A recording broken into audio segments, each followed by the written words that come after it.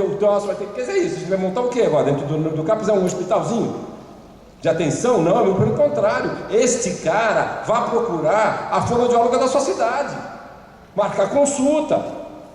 Entendeu? Quer dizer, isso é o que a gente fazia antigamente, quando as escolas, não sei se vocês lembram disso, as escolas de crianças especiais, elas eram isso, eram pequenos hospícios, tinha professor, tinha psiquiatra, tinha dentista, tinha fonoaudiólogo, tinha psicólogo, tinha tudo dentro da escola. A gente conseguiu desmontar esse troço. Foi uma briga da peste para desmontar isso, porque os pais não entendiam. Imagina, se tem tudo aqui, pô, mas é o direito de atravessar, é o direito de ir e vir, é o direito de você procurar o teu médico, o teu fonoaudiólogo, quem você quer, não pode ser assim. Agora, é lógico que você tem que brigar com o poder público, porque eles têm que atender também todo mundo, é lógico que é. É evidente que é uma briga constante. É que nem eu coloco sempre, o que é nosso papel? Nosso papel é de desmontar nós, né? Desfazer nós. Nosso papel é esse. Não é de analista.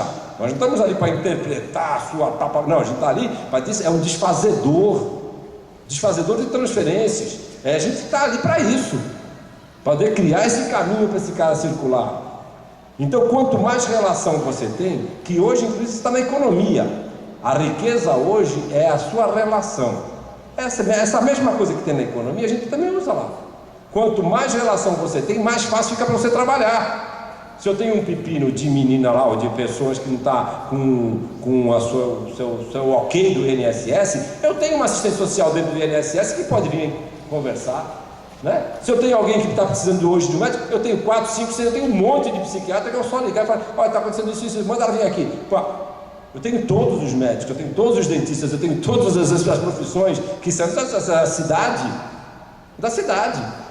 Quanto mais você aumenta a tua relação, quanto mais você está exposto, quanto mais você atravessa essa cidade, mais atenção e mais cuidado essa cidade vai ter por todas as pessoas. Então, eu acho que até foi falado um pouco isso. Quem é que vem somar, né, a esse valor? Quem é que vem junto? Tem um monte de gente junto, né? Eu tenho no Tantã, eu tenho dentista, eu tenho 4 dentistas que atendem todo o pessoal. Eu tenho um monte de psicólogo, eu tenho um monte o que eu quiser. São 25 anos. Certo? Então eu não tenho, dentro do Tantã eu tenho médico? Não tenho médico. Não tenho médico. Eu tenho psicólogo? Não sei se eu tenho psicólogo, porque todas elas trabalham com outra coisa. A minha psicóloga trabalha com dança, a outra trabalha com teatro. Certo? Eu tenho uma boneca, que a Bárbara conheceu minha boneca na Bahia, não foi? A Doris. A Doris sentou até na mesa principal do lado do Paulo Amarante. O garçom foi até servir água para a Doris. A Doris é um manequim duro. Sabe manequim? Encontrado na lata do lixo. Um belo dia eu encontrei uma das meninas conversando com a Doris, no maior bate-papo. Eu achei aquilo incrível. Falei, nossa, que fantástico. Como adquiriu alma, vida, né? Aí a gente fala assim, não, essa boneca, ela precisa fazer parte. Precisa fazer parte. E ela faz parte hoje. Trocam a roupa, tem chapéu, tem muita coisa. Chama-se Doris. Porque na palavra Doris tem risos e dores, né? Então ficou Doris. Então, você sabe o que acontece? Eu falo assim, se você conseguir ficar com a Doris, você vai passar para trabalhar aqui com a gente. Você leva a Doris para casa. É uma boneca. Você sabe que eu tenho fotografia? Eles têm que trazer o álbum. Eu tenho a Doris tomando cachaça numa balada. Eu tenho a Doris numa aula de psicologia da Faculdade Católica de Santos. Eu tenho a Doris no dentista, assim, ó, no cadeiro do dentista. Eu tenho a Doris lá no Congresso da Bahia. Eu tenho a Doris na moto, passeando. Quer dizer, aí você imagina um jovem que está tomando conta da Doris por uma semana, entrar numa balada com uma boneca abraçado e sentar e você comprar bebida para Doris. Olha que coisa. Então, se você conseguir ficar com a Doris uma semana, você está aprovado para trabalhar aqui. Não me interessa, pode ser médico, psicólogo, o que for, mas tem que passar no teste da Doris. Né? Porque é fantástico o cuidar. E olha, gente, a Doris vem linda. Ela vem com roupas novas. Tem uma bolsinha da Doris que tem maquiagem, você tem que levar para casa. Ela vem todinha nova, a Doris. Entendeu? Olha, a coisa é tão louca. Depois lá na Bahia me falando de um filme que tem um cara que é apaixonado por uma boneca inflável, não sei o quê. Eu fui atrás desse filme, até hoje não consegui, já me falando desse filme, que é isso mesmo, o cara é apaixonado por uma boneca. E a Doris está lá, ela fica sentada lá no Holiday, ela passa, o nome do nosso bar é Holiday, que nem do Babai Brasil, com R, sabe? Holiday. E é um espaço assim, sociocultural, as coisas acontecem. Eu tenho um ponto de cultura do governo, né? Que nós ganhamos um ponto de cultura, de leitura, desculpa. Então nós temos uma biblioteca enorme lá. Começou com 500 livros, que foi o que o governo nos passou, hoje tem mais de 3.000. Toda segunda-feira, pessoas, escritores, fazem oficinas trazendo sempre um autor novo. Esta roda não é somente feita com pessoas que têm isso ou aquilo, universitários vão lá participar, certo? Por exemplo, você imagina uma roda que vai ser discutido Arthur, entendeu? Numa tarde, vai arquiteto, vai engenheiro, vai diabo 4, vão uns loucos, vão uns 10, vão todos para discutir, conversar, e uma vez por ano a gente lança um livro, certo? Dessa oficina, porque eles produzem nessa oficina com base no que foi estudado, no que foi visto, e aí todo ano a gente roda um livro que é distribuído, que faz vernissagem, faz um monte de coisa. Eu vou falar hoje, nós estamos tentando hoje à tarde, né, Bárbara, fazer um encontro, porque são muitos projetos, tem o Aí Beleza, tem a Rádio Tantã, tem a Rádio Moleque, tem a Rádio Gagá, tem trabalho com terceira idade, tem trabalho com palafita, um monte de coisa que a gente precisa sentar e talvez conversar um pouco sobre isso. Como é que a gente faz visita domiciliar, como é que a gente aceita a família, como é que a gente não aceita, um monte de coisas gostosas que a gente pode trocar e pode ser até motivador para o teu trabalho, como você vem trabalhando, etc. Então a gente bolou hoje à tarde um bate-papo, certo? Mais específico, 2 horas, 3 horas? 2 horas. 2 horas. Então quem tiver a fim de conversar mais, de repente alguém quer trocar uma ideia, aconteceu isso, trocou aquilo, a gente está aí para a gente fazer essa conversa, tá bom? Kiko. Eu não sei se eu fui provocado, mas eu gostei muito da fala do Rafael e do Renato. Eu trouxe o pessoal todo do CPRJ para vir falar comigo, para me sentir um pouco mais seguro. E assim, a gente assumiu a direção em 2007 com uma preocupação de levar acesso, continuidade do tratamento e integralidade do tratamento. E não tínhamos nenhuma norma, nenhuma coisa que a gente tinha que seguir, de secar, naves ou qualquer tipo de coisa. A gente botou centro integrado, sabe, do estado do Rio de Janeiro lá, e começamos a fazer esses programas como visita domiciliar, né, devido à necessidade das pessoas que se tratavam, que estavam precisando daquilo, né? Então assim, vários pacientes de ambulatório com 60 anos começavam a ter prejuízo de memória, prejuízo cognitivo, montamos serviço de terceira idade, estava faltando trabalho, montamos trabalho de geração de renda. E isso daí por quê? Primeiro porque a gente não tem nenhum modelo já pré-estabelecido, não existe em lugar nenhum um modelo para se tratar da doença mental. E não sei, tanta coisa. Sim. Muitas coisas faltam para a gente, né? Nós temos um convênio com a Justiça Federal que nada tem a ver com saúde, que nos tem mandado as penas alternativas. A gente tem recebido pizzaiolo, recebido padeiro, recebido ator, recebido bailarino, né? E todos eles têm pessoas querendo obter algum tipo de relação, de informação, né? Então o centro basicamente é isso, é uma tentativa de compreender como é que a gente pode formar um espaço para cuidado, como tem nas outras especialidades também. Se você for no hospital de endocrinologia, você vai ter o setor de obesidade mórbida com todo aparelhado, com balança que possa pesar até 300 quilos, né? É um hospital de cardiologia, você tem todo um equipamento. Nós, em saúde mental, não temos equipamento nenhum, porque a gente não precisa de exame de imagem, não precisa de exame laboratorial, nem exame físico a gente consegue detectar o que é uma doença mental. Então, acho que é isso aí que os colegas estão trazendo, é a sensibilidade de perceber qual a necessidade das pessoas que estão recorrendo a nós e tentar exorcizar também esse pânico de chegar, esse medo de não poder sair, que é o que sempre aconteceu nas nossas instituições. Esse fórum eu queria agradecer o convite e elogiar, né, o tamanho do fórum e a divulgação feita só para provocar também a plateia, porque não é só a plateia que tem que provocar a gente.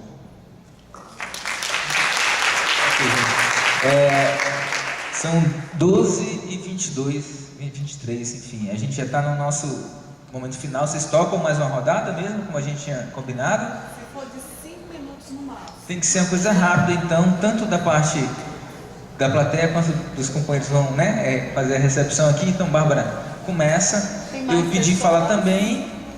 Tem uma solicitação de fala. Quem mais? É isso, né? Então pronto, vamos lá. Bom, eu vou ser breve. Primeiro, assim, agradecer demais, né? Porque depois a fala final fica para vocês. Agradecer a disponibilidade de vocês estarem aqui, trazendo essas experiências. Eu acho que a proposta é essa. Infelizmente, não consegui escutar todas as falas na íntegra, porque, não sei se Leide ainda está aí, talvez não. Isso de estar na comissão de organização demanda da gente uma atenção contínua, é sempre alguma coisinha. Para chegar até aqui foi muito trabalho também, gente. Muita articulação. Fizemos uma tentativa ampla de divulgação, mas a gente quer ajuda também de outros canais. Então, quem passa a participar de um evento como esse também tem que contribuir com a gente já para a 5ª edição, porque mobilização não é coisa simples. Né? Também não é só chegar ali no meu e-mail, porque olha o que a gente usou de Facebook, de e-mail, de boca a boca, mas acho que tem que ampliar mesmo, tem que ver o que não rolou bem, mas sinceramente eu estou muito feliz com o encontro. O fórum ele tem tão somente essa proposta de a gente sentar, de a gente se olhar, de a gente se conhecer, de a gente reconhecer o que não está fluindo e de a gente escutar as experiências das pessoas, né? Sair também só da teoria. Então, essa aproximação da universidade com as redes, ela é fundamental. Muito estudante circulando por aqui, isso é maravilhoso. A gente precisa de uma formação mais conectada com a vida. Eu sempre acho que esses momentos são mais ricos do que sala de aula, né? Porque a gente encontra as pessoas, os usuários circulando aqui no espaço, do modo como são, como podem, como querem, e a gente gerenciando, né? Como temos que gerenciar sempre a nossa convivência, isso cabe a todos nós. Né? Então, acho que era isso, só agradecer mesmo, né? Enfim, vamos seguir que tem muito trabalho a dar conta. Eu me preocupo quando o Renato faz essa fala. Aqui e acolá, tá todo mundo tão desencantado, né? E a gente já viveu momentos tão efervescentes nesse país e chegamos até onde chegamos. Hoje, sem dúvida alguma, a gente tem uma rede muito mais ampla. A gente tem toda a condição de torná-la mais viva, né? Acho, a partir dos encontros, das conversas, são muitos pontos que a gente tem que articular e temos que nos reencantar. Eu acho que está nas mãos da gente essa coisa de porque isso, porque a gestão, porque não. Acho que o que é que cabe a cada um, né? Acho que é fundamental. Muitas pessoas que foram sim atingidas pela divulgação que foi possível fazer também não puderam estar. Mas eu tive um dado de 500 pessoas inscritas, ou seja, mesmo não estando o tempo todo, 500 pessoas passaram, ouviram alguma coisa, encontraram pessoas, então isso é rico. Vamos embora, né? Acho que é no cotidiano que a gente dá conta de fazer o cordão crescer. Valeu.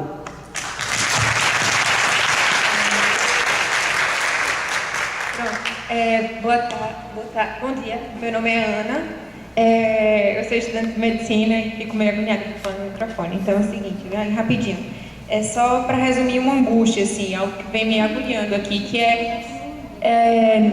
na faculdade a gente tem uma formação, pelo menos na graduação a gente tem esse encontro teórico e na prática, ou pelo menos o que a gente vê vocês estão trazendo de luta antimanicomial é tão próximo da arte, tão diferente do que a gente vê o tempo todo passado em livro. Pelo menos eu no meu curso sou praticamente aquele que vai carimbando um monte de medicamento no papel, assim. Então, eu só gostaria de comentar assim, um pouquinho sobre isso, principalmente Francisco, que foi que eu vi falando de residência e tal. Se há mesmo esse abismo de formação, como foi tua formação? Tipo, de graduação, se você já esperava isso? Ou é como se vocês fossem descobrindo a luta antimanicomial ou como se dá o trabalho lá na frente, já muito distante do que eu estou vivenciando agora na graduação, sabe? Então, para mim parece um abismo muito grande, uma coisa que eu tenho que buscar muito distante, né? Eu tenho a oportunidade de fazer no meu curso, ou a obrigatoriedade de fazer no meu curso 2 eletivas. Escolhi fazer saúde mental e psicologia, mas é uma possibilidade. Na minha universidade a gente não tem cadeiras que a gente curse com todos os outros cursos, não tem isso.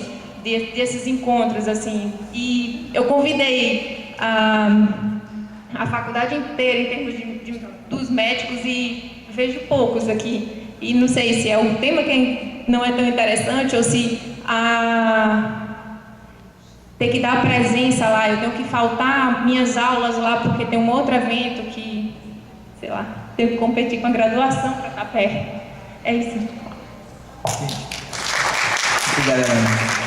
Vou aproveitar o microfone na minha mão e fazer uma provocação para ouvi-los também e pedir que quando vocês forem responder esse momento final já façam também as palavras, né, de finais desse momento para a gente encerrar esse tão rico e importante momento que a gente está tendo aqui de conversas.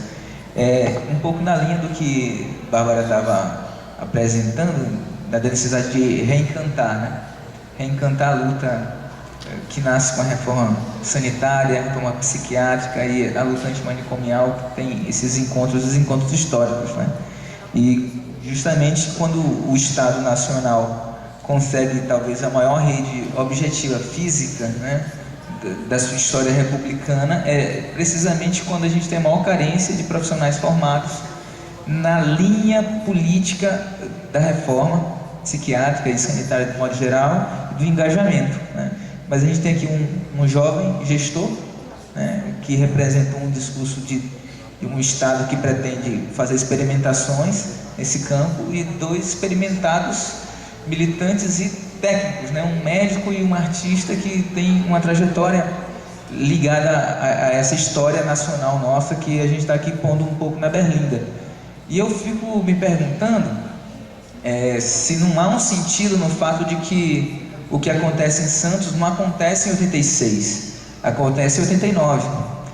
E em 88 a gente tem uma nova Constituição Nacional. A gente tem um clima de efervescência política, de sonho com a redemocratização nacional, que possibilita, no campo da saúde mental, experimentações como essa de Santos e outras no país inteiro, que se deram até as leis organizativas da década de 90, no início da década de 90, né?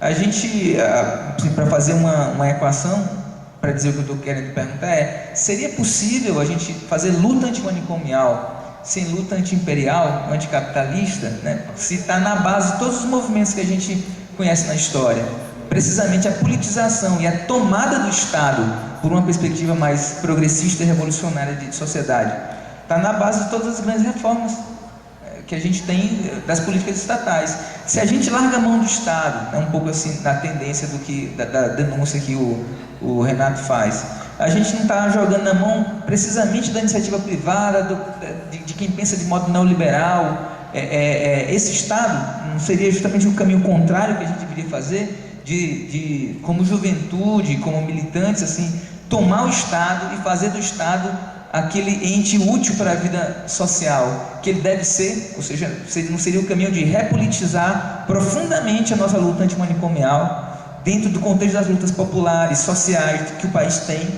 e não o contrário, de ir se afastando progressivamente da luta política, e ao despolitizar esse debate a gente desencanta ele justamente da experimentação e do sonho de uma sociedade mais justa, mais igualitária, enfim, isso tudo que encanta a gente, que dá energia, né, pra gente. Na ordem que vocês entenderem melhor também.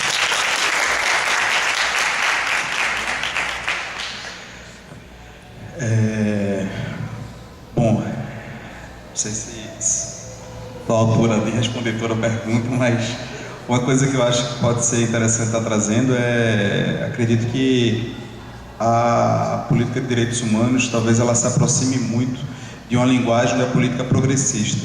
Então, eu estava até lendo uns textos sobre isso recentemente, dizendo de que a importância de disseminar a linguagem progressista dos direitos humanos e todas as políticas públicas na formação, no cotidiano, no dia a dia, que de alguma maneira traz um nível de encantamento, traz um nível de diversidade, de pluralidade, de respeito às diferenças. Então, talvez eu tenha me aproximado muito dessa linguagem com vistas a ratificar um direito de uma versão mais progressista em relação à sociedade em relação à luta antimanicomial, em relação à reforma sobre drogas. Eu acho que esse é um caminho interessante para estar pautando, mesmo tendo uma série de adversidades no dia a dia, seja deputado dizendo que eu estou sendo contra Deus, seja de policial dizendo que eu estou protegendo bandido, seja de A, de B, de C, enfim, o cotidiano que acontece no dia a dia da prática em tempos como hoje, né? Mas eu vou deixar aí para o pessoal falar mais e agradecer profundamente o convite, e estou aberto para vir mais vezes e parabenizar bastante o evento. Achei extremamente interessante a ágora, o conceito grego, as oficinas, fiquei bastante encantado, né, com a forma de fazer o movimento aqui. Parabéns aí, pessoal. Valeu.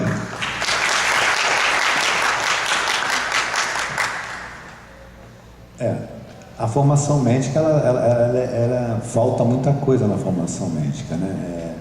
Falar sobre homeopatia, né? De regra, assim, só médico pode prescrever homeopatia, só médico pode fazer acupuntura, a gente não vê nada disso na faculdade, a parte de alimentação. Quando a gente montou a residência médica lá, foi exatamente para tentar suprir essa falta de profissionais que a gente tem no campo, para estar trabalhando em campo.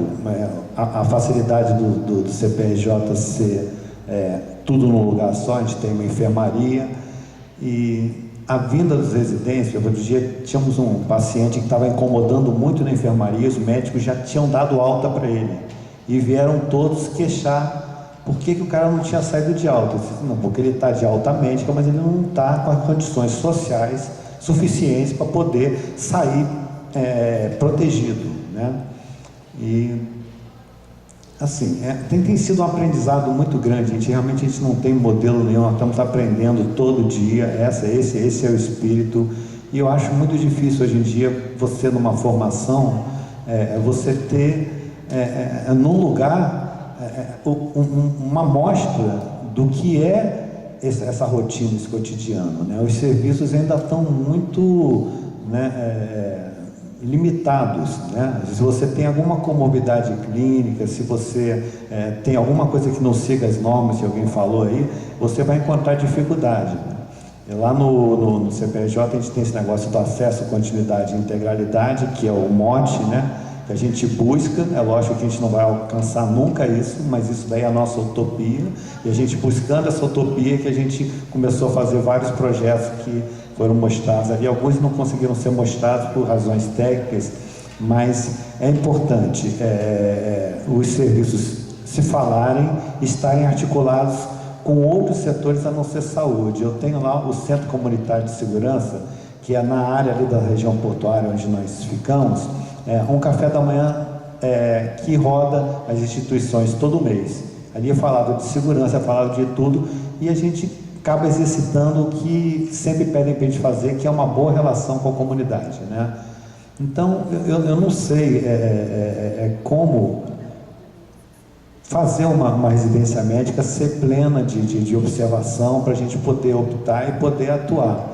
Mas eu estou tentando fazer isso lá, e vejo que tem muito conflito entre as profissões, mas esse conflito é saudável. Esse conflito é para mostrar para a gente o que a gente precisa de lapidar, o que a gente precisa de melhorar.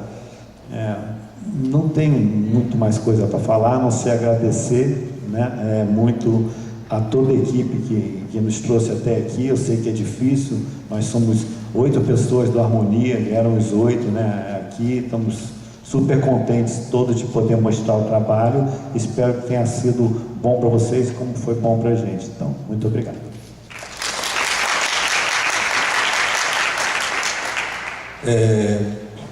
Rapidinho, né? Então, a gente, lá em Santos, a gente faz um trabalho chamado Cidade Essencial, que é uma forma de poder fazer com que as pessoas pensem o dia a dia, pensem a cidade e tal. Até porque o nosso universo são pessoas até às vezes que não tiveram nem acesso à escola. Então a gente de alguma forma precisa provocar. A gente também fica muito feliz quando fala que eu voltei a estudar por causa do teatro. A gente fica muito feliz com isso também. Mas quando a gente entra nesses bairros, entra nessas populações que vivem em cima do mar, você encontra uma história bastante difícil. Então a Cidade Essencial é uma forma que a gente encontrou de poder discutir a cidade, poder debater a cidade, trazer várias figuras na cidade, vai de policial a bombeiro, passando por prefeito, passando por arquitetos, médicos e tal, e que se cria 3 dias de um grande debate em cima da cidade essencial, sendo no último dia um fórum com jovens de várias, tem escoteiros, tem o pessoal jovem dos partidos políticos e tal, aonde são convidados todos os vereadores, mas eles não podem falar, eles só podem ouvir o que essa garotada tem a dizer, e dali sai um documento, né? Então, com isso a gente vai, né, trabalhando essa sociedade, vai propondo uma série de coisas desse tipo. Muito bem. Por outro lado, fico feliz desse fórum.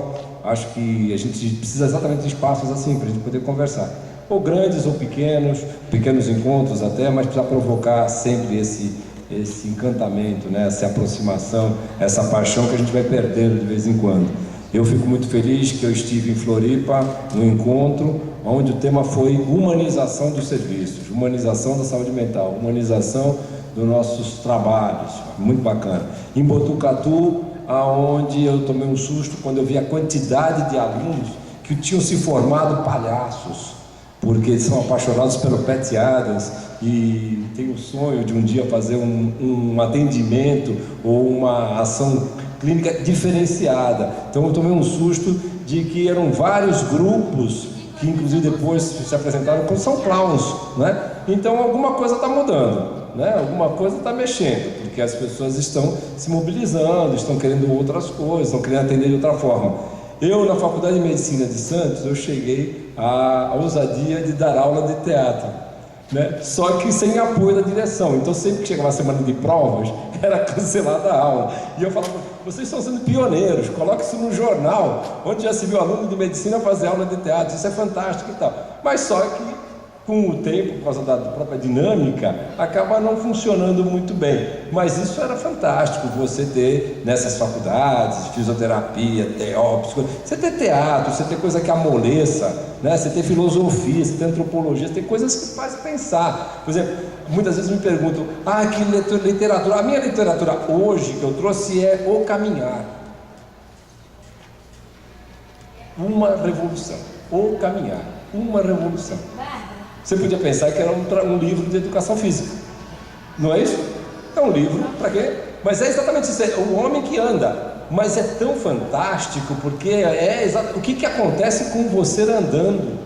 Você resgata o universo todo, quer dizer, é um livrinho assim. Então, a literatura são todas, não existe esta ou aquela, é só isso ou só aquilo.